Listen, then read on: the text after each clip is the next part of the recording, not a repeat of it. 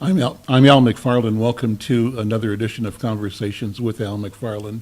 This is our special Black History Month focus on civil rights. We're bringing this to you live on Facebook from the Marcus Garvey House, the Insight News headquarters in North Minneapolis. Thank you for joining the webcast. Let me invite you to like the webcast, to share it, and also to subscribe so that you will have notice when we do webcast in the future. We're doing these focused on civil rights for Black History Month, but we're also doing a webcast on other important civic, social, and cultural issues in our community. We invite you to connect. If in the course of this interview you have a question or comment, please type it, and if we are able to, we will raise the question with our guest. My guest today is an elder, a leader, brother, T. Williams. T. Williams, I met first when he was the executive director of Phyllis Wheatley Community Center a few blocks from here in North Minneapolis. Phyllis Wheatley Community Center is what I call the penultimate legacy institution. It has a wonderful, powerful, storied history of service to our community through tumultuous times when, number one, the community itself organized its own stewardship that appreciated and valued its existence and its future and the struggle that it endured, and that also provided a safe haven for people who were traveling from across the country to visit, or entertainers, for example, who were not allowed to stay in hotels downtown. They could stay at the Phyllis Wheatley Settlement House in North Minneapolis. T has gone on to work in corrections. He was the first ombudsman for the Department of Corrections, and he's worked also in public housing and also as a consultant, a researcher in private practice. Other things as well. But T, first of all, thank you for being here and welcome to Conversations with Al McFarlane. Thanks a lot, Al. My goal is to talk about civil rights, and I've got a general proposition to ask you to consider. When Al McFarlane asked you to reflect on civil rights, what does the concept mean in terms of your personal story? How does civil rights intersect with your life, your history? What does it mean when you put your life in the context of your family, and then how it expresses itself through your career, your profession?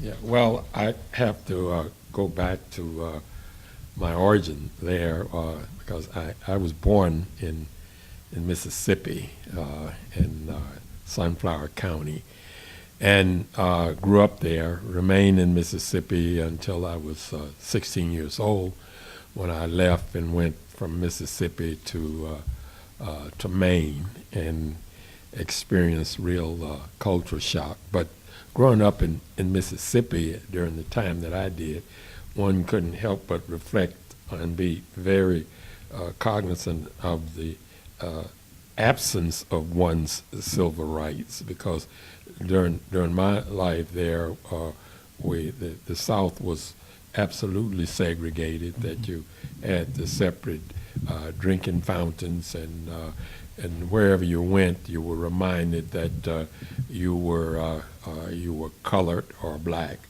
and that you had a place that you were to be, and it wasn't the same place where white people were. And my experience in growing up is that I thought that, there had to be more to life than this, in getting out of the way of white people, and that I never saw myself then in thinking long term of ever becoming an adult in Mississippi, because that was during the time that the Great Migration was beginning, and black folks were leaving the cotton fields and going north every day, and people were coming back to Mississippi talking about the glorious North, and so one's aspirations had to include leaving Mississippi for a greater place. And I had my shot at leaving and left, but mine was not to the typical places where black folks were going. They were going to Chicago and Detroit and Cleveland and St. Louis and all those places. I ended up going to Portland, Maine. How did that happen? Well, I had a couple of sisters who had migrated out that way. They started out, my oldest sister going to first to East St. Louis and then to Omaha, and from Omaha to Cleveland, and from Cleveland to Portland. My oldest sister was the leader of this, and she decided that they had to get out of Omaha because she didn't see any way for black folks to progress there. And she went to Cleveland and ran into the same thing. And she said, maybe if we go to a place where there isn't, where there aren't as many black people, that, and so she sort of took a map out and pointed to Augusta, Maine, because that was the capital of Maine. Didn't know anything about Maine. Right. Drove out there, she and her husband and my sister and husband and two little boys. And they drove out to Maine, got to Augusta, Maine, and when they got there, they drove up to a service station there for some gas, and my sister asked, where are the black folks in this town? They looked at her curiously and said, well, we've got one family that lives here. Well, they had passed through Portland where they'd seen some black folks on the street, so they said, let's go back to Portland. So they went back there and they settled there, and I ended up out there because she wanted me to come out to provide child care for the kids, right, while they worked, and I did that. I thought I was going to be there for the summer, and she kept me out there, and I went to high school, my junior year high school in Maine, and 1,600 students at the high school. There were 10 black students in the whole school. Big. Every class I went to, I was the lone black. Certainly. Let me ask you to go back to Mississippi, though. In the 30s, when you grew up, how would you describe life as a, say, 7-year-old, 9-year-old, 10-year-old before you left to go to Maine? And what I'm imagining, T. Williams, is that two things were happening at the same time. That as a child, and in the company of people that loved you, there was joy, and you had a sense of being and purpose and potential. But at the same time, what you described as the brutal character of segregation was also apparent to you, and you were becoming aware of its impact on your life even at a young age. So two things happening at the same time. Is that correct? And describe that if you would. Yeah, well, I felt secure within my family, but also knew that once you got outside of that, where white people were, that you had to be extremely careful. And black folks at that time taught their children about how to behave around white people, how not to provoke them, and so that we were aware of that. But when we were away from that, we got the nurturing and security of the family. And going to school, the schools, of course, were all black, and you had the nurturing there. And my first really devastating experience with this was when I had a paper route, and I was about 11 years old, thereabouts, and I was delivering the Delta Democrat Times in Mississippi, and at that time you delivered the paper, you also collected. And so I had delivered, and people didn't always pay, and I had this one a customer who ran a service station there that wouldn't, and he owed me for several weeks, and the newspaper company expected you to do the collection. And I went there this one morning to deliver the papers on a Sunday, and I'm standing by because I had to ask him to pay up. Ask this white man to pay me. And I'm standing back listening, and there were several white men in there talking, and I'm waiting for the break because I'd been taught you don't interrupt adults, and especially white men talking. And I waited for it, and then he saw me waiting, and he turned around and harshly said, nigga, what do you want?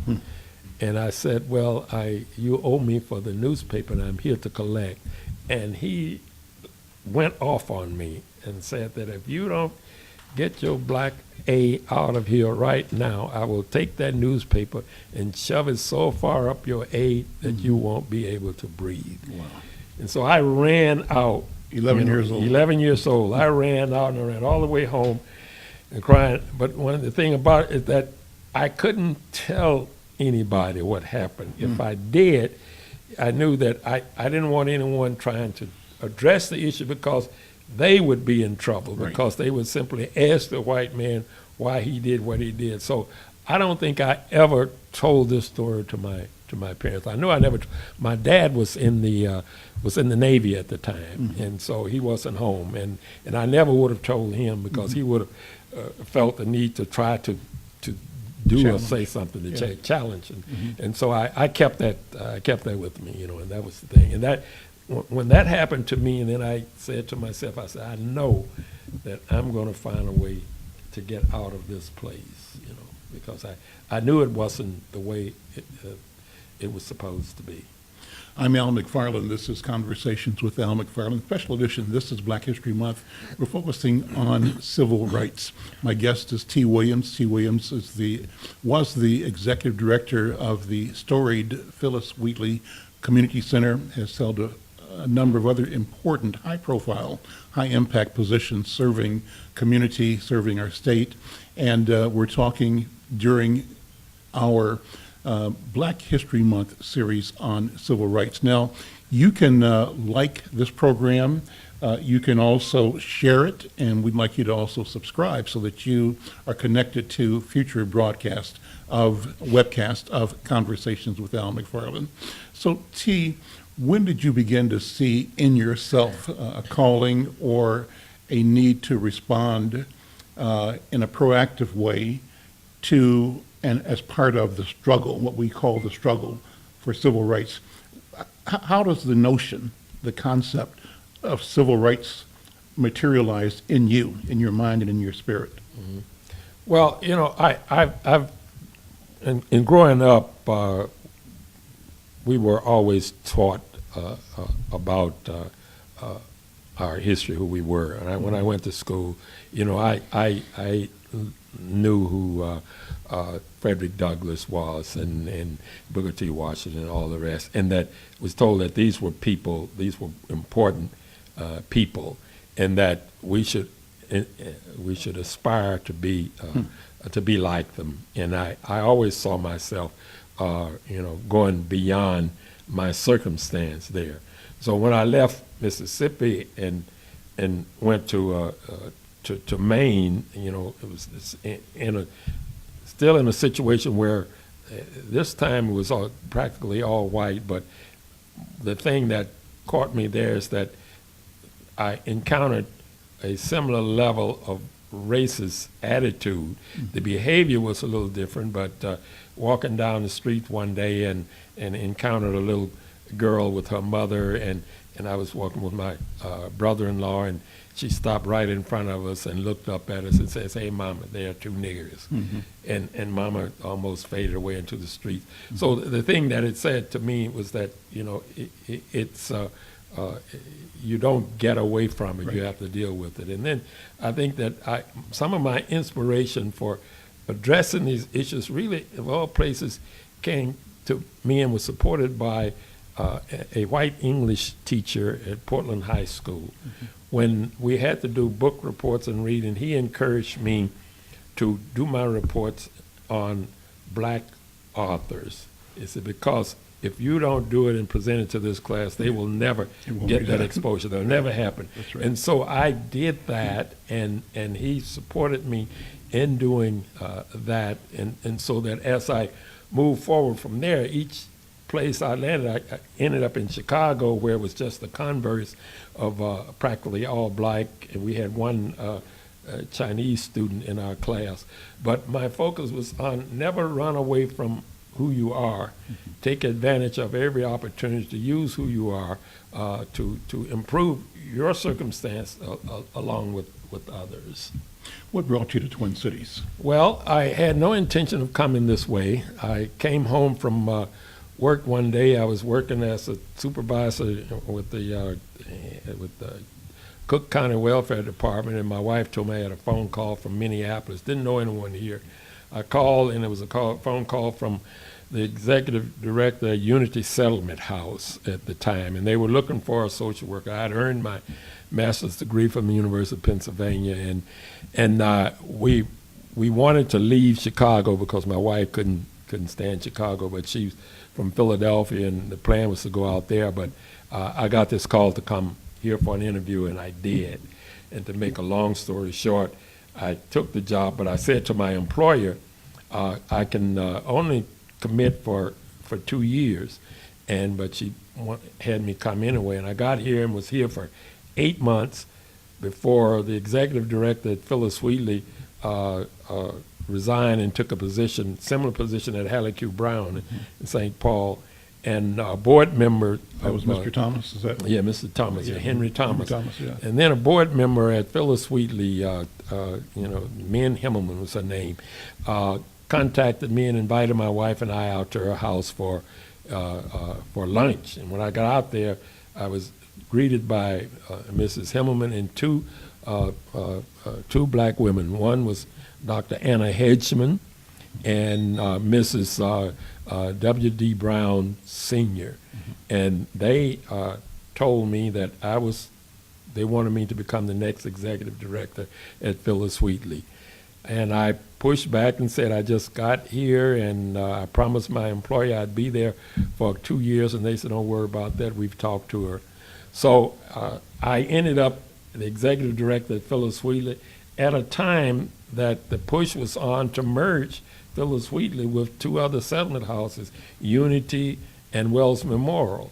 And the expectation on the part of the funders and others in the community that my job in coming to Phyllis Wheatley was to merge with these 2 other settlements. And my pushback was I had to say to my board is that I can't recommend to you to merge because I don't know enough about circumstances. Give me some time to study it. Well, that was in 1965 in September. Well, the following summer, 1966, we had a small outbreak of violence on Plymouth Avenue and became connected and involved with that and working in the community and with others. And the pressure to merge was still on, but I still held my ground and said to my board that I don't see us moving in that direction, because had the merger taken place, because I was the lowest person in the hierarchy and the youngest, Phyllis Wheatley, I would not have been named the executive of the merged agency, and Phyllis Wheatley probably would have been merged out of existence. And the surviving, because it took the name of Northside Settlement Services at the time, and all of that now is morphed into Pillsbury United. Right. Yeah. Right. And so I became the executive director at Phyllis Wheatley. So then the following summer in 1967, we had the larger disturbance on Plymouth Avenue, and it was then that I decided that we were probably going to be here for more than 2 years. And I was approached by, got a phone call from the editor and owner of the Minneapolis Star Tribune, John Coles Jr. He wanted to come out and visit with me at Phyllis Wheatley, and I didn't know why this rich white man wanted to come out and talk to me. He came out and he talked about what was going on in the community and so on, and about an hour, and then about 3 or 4 days later, I got a phone call from a fellow named Larry Harris, who had worked in North Minneapolis and also had headed the poverty agency, the Moore Board, we called it then. And he said that he had been approached by 14 top corporate executives in Minneapolis that they wanted him to do a feasibility study for starting an urban coalition. And he'd been referred to them from Art Naflin. And he said to them, look. Naflin, Mayor. Mayor Naflin, yeah. And he said that, well, and he pushed back on doing the study. He said, what's it going to look like if 14 rich white men contract with another white man to do a study on the black community? It's not going to have any credibility. And say that I wouldn't consider doing this unless I can find somebody who would be co-partners with me in it, and that we don't call it a study. And so he called me because he wanted to ask me if I would work with him to do this study that led to the creation of the Urban Coalition. In fact, what we did when we met with the group, we disavowed them of the notion that we were doing a study, and that what we were committing to do is to help them establish a new organization of the Urban Coalition that would focus on issues of race and poverty. And part of our role was to go out into the community and talk with people out in the community about this whole idea of an urban coalition and what it might look like and what role, if any, they would like to play in that. And that was what we did, and we came up with the Urban Coalition, a large gangly organization that had a board of some 60 people, but it gave people a seat around the board, from the poorest to the richest, and it created a network that you could be, a welfare mother could be seated next to the CEO of Honeywell, and use that network and make that connection there. And that was, to me, during its first 5 to 7 years, it had significant impact, because we had the CEOs, or the first report to the CEOs, coming to the table. When they cease to come, then its impact waned from that. I'm Al McFarlane. This is Conversations with Al McFarlane. We're webcasting live from the Marcus Garvey House, the headquarters of Insight News in North Minneapolis.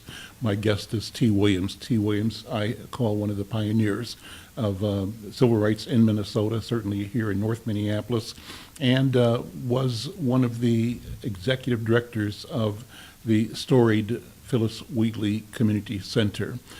T, we're almost out of time for this webcast. These are brief webcasts focusing on civil rights and what it means for you, but this has been rich.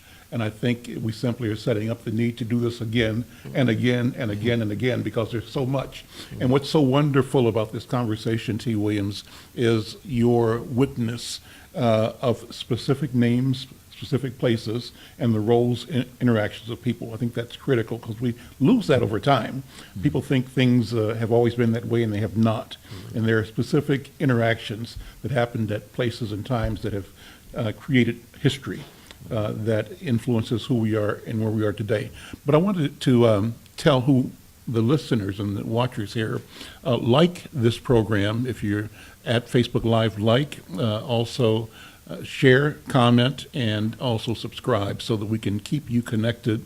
We're trying to build community on this platform. And you can also send a comment, send feedback, and we'll try to weave you into the program as well. I kept saying, T. Williams, that Phyllis Wheatley was such a significant institution. And let's close this part talking about the history of Phyllis Wheatley in Minneapolis, and how critical legacy institutions were and how critical they are today. There are some who say that those institutions are no longer necessary. I beg to differ. I'm interested in your point of view. No, I think they are important, and Phyllis Wheatley has historically been so. I had a visit during when I went back for the interim executive while they searched for the current executive there now. I had a visit from a postal, or a former postal employee who was holding in his hand a copy of the Green Book, and he showed to me and was listed in that. The Green Book was a book that was created back during the time when, if you were black in this country, you wanted to find out places that was safe for you to go into communities and live. And Phyllis Wheatley House was listed in there because notable celebrities had stayed at Phyllis Wheatley back during those days, and it was important then to the community, and it continues to be, because it's a linkage in the community and has been there to be able to influence, and to help bring about change. We, when I was at Phyllis Wheatley, when the black students occupied Morrill Hall in 1969, I got a call from the president of the University of Minnesota asking if I would serve on a special commission that was going to investigate what happened that led to the sit-in. Well, I was asked because I was the executive director at Phyllis Wheatley Community Center, and it was a storied institution in the community. It was a place where black students, when they could not live on the campus of the University of Minnesota, lived at Phyllis Wheatley House, so that there was that linkage and that connection there. And so I gladly agreed and went over, and this was the first year they were trying to establish the African American Studies Department, and there was resistance on the campus. And when we went through our process, and we said to the president of the university, one of the things as a commission that we're not going to do is to collect information and gather information that's going to be used to prosecute these young people. That's not what we're there for. We want to help the university understand its relationship to those students and improve the communication. And one of the points that we made in our findings and recommendation to the president was that they were the university and the students were not using the same language as they talked together. The students wanted to create a department, an African American Studies department, for an undergraduate degree, and the faculty and administrators on the campus were talking about, well, let us create a graduate level ethnic studies program. Now, there were no students on that campus who were occupying their space there that could have qualified to take any of those graduate programs. They wanted something that they could experience while they were there. Right. Now, it was important that we were able to communicate that to the president of the university and help them begin to communicate with the students from where they were. So having strong community institutions with some legacy in the institutions and connection there, it's very important, and that's the role that Phyllis Wheatley has played over time. And I think that is still there because we push to have it there. At a future date, T. Williams, first of all, thank you so much for spending this time with us today. I want to explore the financial consequences, the financial implications. Phyllis Wheatley represented a certain amount of real estate that was in black hands, and though the merger didn't happen at that time, over time there were reconfigurations, and I would like to discuss the thinking, how we were able to leverage the asset for the continued development, but how do we protect that going forward? I'm Al McFarlane. This is Conversations with Al McFarlane. I'm so pleased to have my guest, an elder, a leader, a person that I met when I first got here because I came to interview you when I first got my job at General Mills in community relations. They sent me to talk to T. Williams, and I did, and that kind of introduced me to the community as well. T. Williams, thank you. This is Conversations with Al McFarlane. Our civil rights series will be here again tomorrow. Tomorrow's guest is going to be Melvin Carter Jr. He has a new book that talks about civil rights from his work in law enforcement in St. Paul. And on Wednesday, Judge Tanya Bransford, a leader in the legal arena. We have other wonderful guests lined up for Thursday, Friday, and next Monday and Tuesday. We want you to connect. Again, like this page, share it, leave comments, and subscribe. Thank you, and we'll see you next time. T, thank you.